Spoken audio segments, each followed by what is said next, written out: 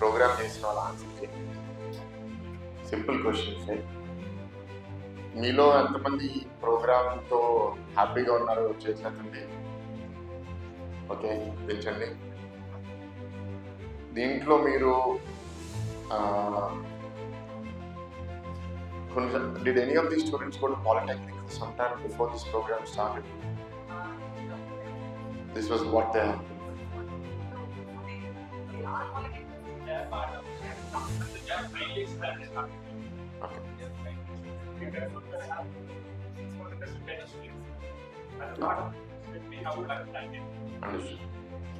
మీలో ఎంతమంది నేను చాలా బాగా నేర్చుకున్నాను అని ఫీలింగ్ ఉన్న వాళ్ళు చేసేటండి ఈ ప్రోగ్రామ్ అయిపోయిన తర్వాత?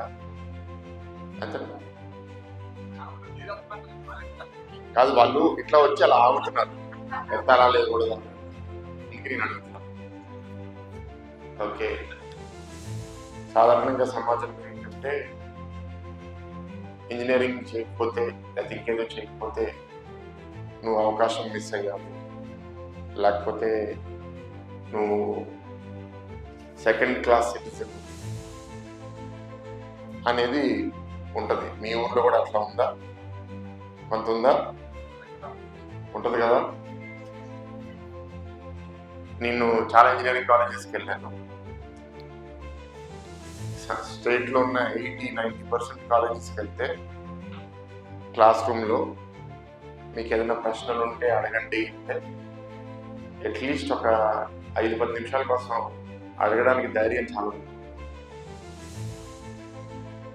మీరు ఇద్దరు వచ్చి మాట్లాడే బాడీ లాంగ్వేజ్ చూస్తే మీలో భాష మీద పట్టే కాదు, ధైర్యము ఆత్మగౌరవం కూడా ఉన్నట్టు. So you look confident, you look proud.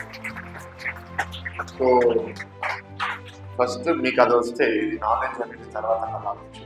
మీ మీద మీకు నమ్మకము ధైర్యం వస్తే మీరు జీవితంలో చాలా చేయొచ్చు. You don't need degree for that. ఇవాళ సంవత్సరానికి 1,00,000 మంది ఇంజనీరింగ్ చదువుతున్నారు. ఇంజనీరింగ్లో ఉద్యోగాలు మాత్రం 10-15 వేల కన్నా రావట్లేదు. మిగతా వాళ్ళందరూ ఏం చేస్తున్నారు? ఇంజనీరింగ్ డిగ్రీ ఉంది కాబట్టి మేము కొన్ని ఉద్యోగాలు చేయము, అది మాకు మా స్థాయికి సరిపోవని ఉంటారు. ఉద్యోగం కూడా రాదు, ఖాళీగా తిరుగుతున్నారు. పేరెంట్స్ సపోర్ట్ చేస్తున్నారు. ఒక 5-10 ఏళ్ళ తర్వాత కష్టకాలం వస్తే అప్పుడు కొంచెం వాళ్ళ ఎక్స్పెక్టేషన్స్ తగ్గించుకొని ఏ అవకాశం వస్తే ఆ అవకాశం తీసుకుంటున్నారు. కానీ ఇదంతా టైం వేస్ట్ కదా.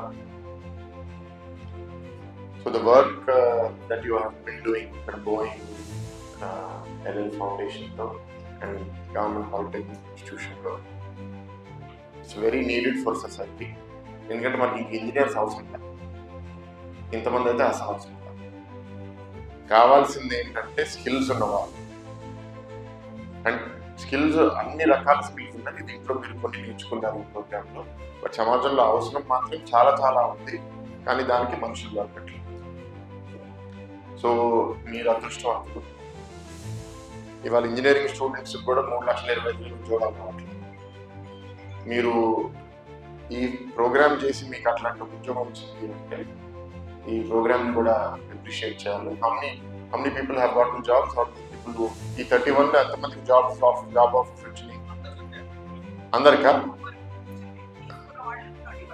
తీసుకున్న వాళ్ళు కదా. That itself is a sign కదా మీకు.